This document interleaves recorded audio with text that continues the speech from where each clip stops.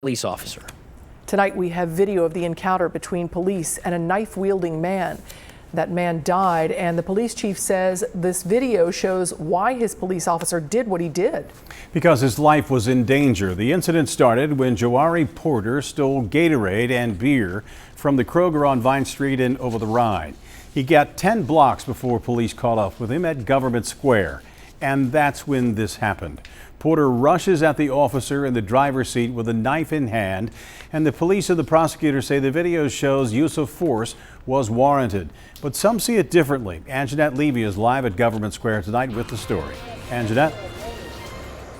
Well, Rob, Hamilton County Prosecutor Joe Deters said earlier today that this shooting was justified, so these officers have been cleared. But there are some community activists who believe the incident could have been handled differently.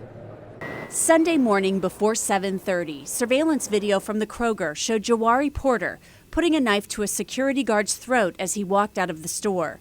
Police say Porter had shoplifted some items. 15 minutes later, officers Anthony Brucato and Patrick Galligan were in a cruiser and saw Porter near Government Square. They approached him. The individual armed with a knife immediately rushed the officer who was exiting the driver's side door of the vehicle. Recognizing the threat, the officer immediately drew his firearm as the subject entered his car door and repeatedly attempted to stab him.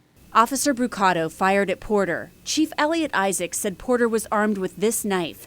Isaac says Porter tried to kill the officer. It's a vicious, violent attack on our officer. He was forced to defend himself. He had no other alternative. But others see a different situation in the video.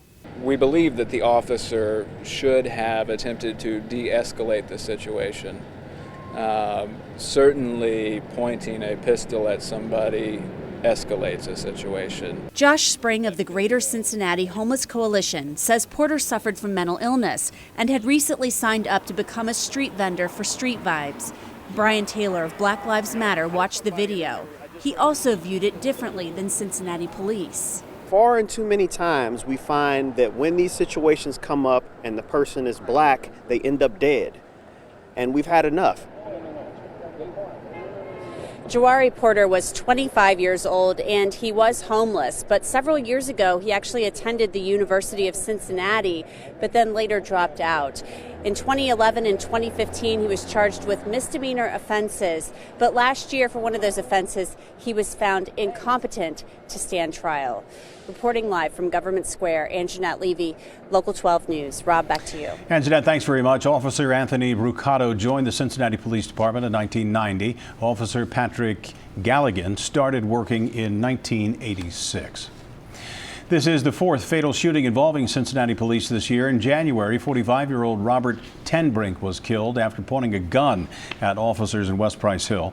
The next month, police shot and killed Paul Gaston in Cheviot. The 37-year-old was reaching for a gun in his waistband at the time. And in May, an off-duty police officer killed Terry Frost while he was trying to rob a bank in Madisonville.